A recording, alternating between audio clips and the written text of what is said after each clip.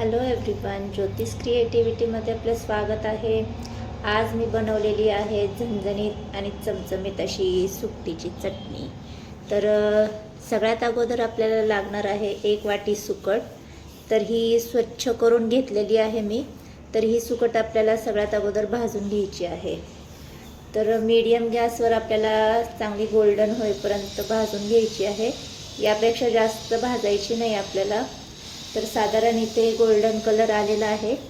आता आपण काढून घेणार आहोत।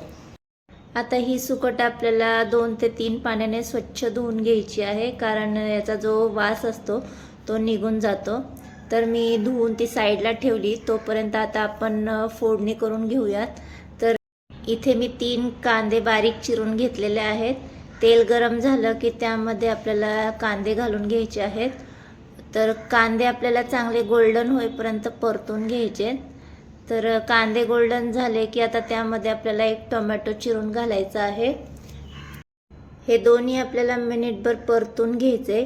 आता त्यामध्ये मसाले घालून घेऊयात। हळद घातले, चवीनुसार मीठ घालून घेतली। तिखट तुम्ही तुमच्या आवडीनुसार कमी जास्त करून घेऊ शकता। इथे मी 2 चमचे तिखट घालून घेतलेला आहे। तेलामध्ये मसाले आपल्याला छान परतून घ्यायचे आहेत।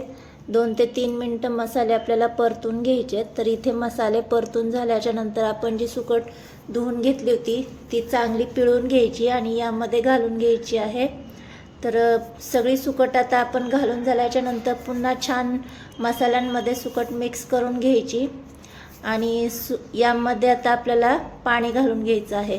तर आपण सुक्की करणार आहोत, त्यामुळे इथे मी अर्धा ग्लासच पाणी घालून घेणार आहे। तर साधारण अर्धा ग्लास पाण्यामध्ये ही शिजून जाते।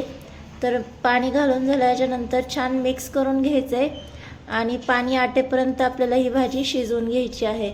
तर मस्त इथे पाणी आटल्याच्या नंतर तुम्ही पाहू शकता मस्त आपली सुकट इथे तयार झालेली आहे।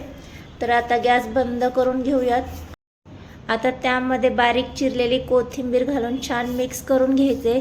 तर मस्त झणझणीत आणि चमचमीत इथे आपली सुकटीची चटणी तयार झाली आहे। सोबतच गरमागरम भाकरी यासोबत मी सर्व करून घेणार आहे। तर ही गरमागरम सुकटीची चटणी आणि ज्वारीची भाकरी आजची रेसिपी तुम्हाला कशी वाटली? व्हिडिओ जर आवडला असेल तर व्हिडिओला लाईक आणि चॅनलला सबस्क्राईब करायला विसरू नका। सोपी रेसिपी आहे, झटपट होणारी आहे आणि तेवढीच टेस्टी देखील आहे। भेटूया नेक्स्ट एपिसोडमध्ये अशाच नवीन रेसिपीसोबत। तोपर्यंत मस्त खा आणि स्वस्त रहा। बाय।